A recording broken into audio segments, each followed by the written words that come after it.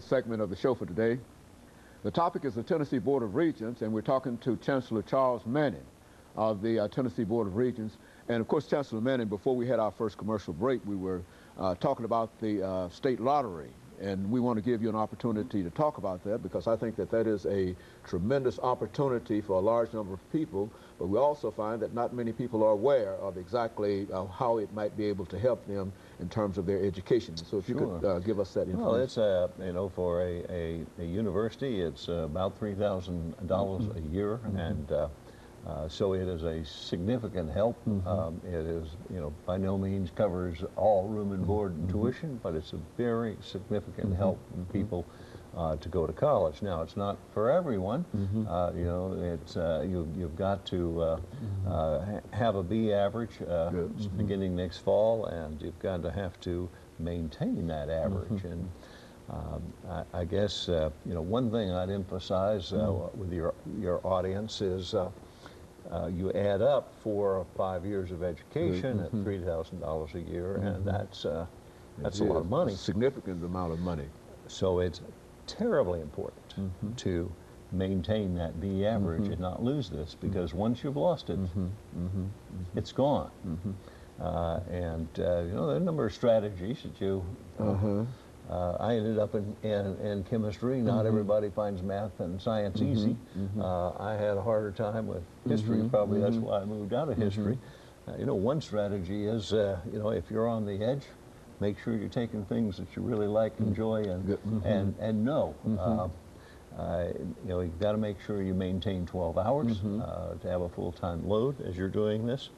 And another strategy I'd mention is that there is, you know, if you're right on the edge, there's quite a bit more personal attention in a community college, and there is an option. You can transfer back and forth. University, community college don't get as much money, but relative to its cost, you do.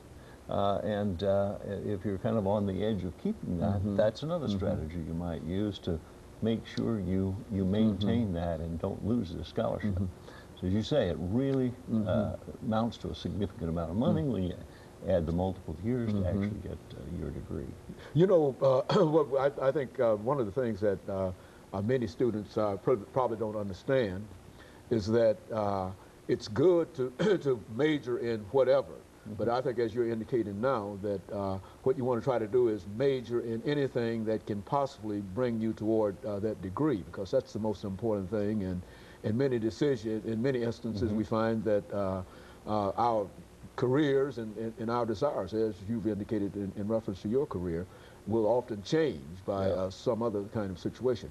But it is an opportunity, you're saying. It very much is an opportunity, and sort of picking up what you say, you know, even without the scholarship, somebody who really wants to go to college, they can, but they may have to borrow money. Now, sort of the worst situation to have is to have borrowed money going to school and not finish. No, that is really. You need to finish, get that degree. That's what really, you know, it's that sort of final step. Even though you've learned stuff all along the way, when it's all packaged together and agreed, that's what gets you in the door of a company, and that's what helps you get a job that pays better. And you know, all you know, kind of national look at this, your lifetime earnings definitely correlates with the amount of education you have going up with increased education. So it's very important to finish.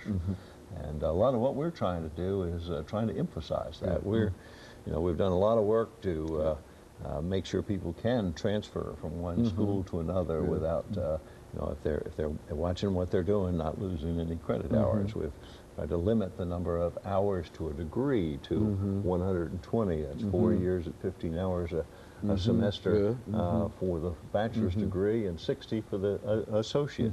All that helps a person get through, but you need to, you know, be as careful as you can. You've got to be determined. Right. You really have to want to do that.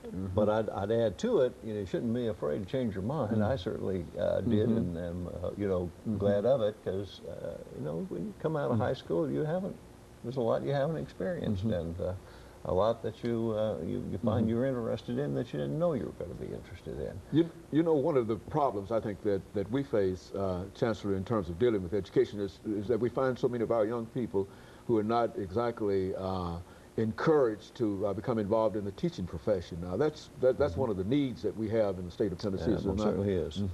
Why don't you speak to that so that they might understand that it is possible to become involved in the teaching profession and do quite well beyond that you know, it has lots of job prospects, and interestingly, you know, this you think of all of Tennessee, and it's not uniform. I mean, there are counties with higher incomes, higher education, and all kinds of things, and there are other counties that are really struggling with minimum wage jobs. But the interesting thing about teaching is that you can live virtually anywhere in the state and have a good job teaching. So it for those who have sort of made life decisions, geographic life decisions, and are not in an urban area, it really offers a great prospect for things you can do. And one of the things Board of Regents is doing in this regard, I think helps a lot. Let's take somebody that has finished college, but didn't major in education. Teaching certification. And, yeah, no certification for teaching. They happen to marry somebody that's living out away from an urban area, and they could get a job if they had the certification in that local area. Well, we've got an online program that will take somebody with a bachelor's and get them that certification. It will take teachers who you know, maybe are now teaching in a math or science and have a general certification but don't have it in that specific area, and get that for them. And it will also allow a student to get a master's degree and thereby help their prospects for promotion and salary. So it is, and there's a big demand, particularly in the math science area and in special education areas across the state for those jobs. So you know, and the biggest problem I think we have here actually is those are also available across the state line, and they pay more. Good. Okay. Good. And I think that was one of the problems that we had the last time.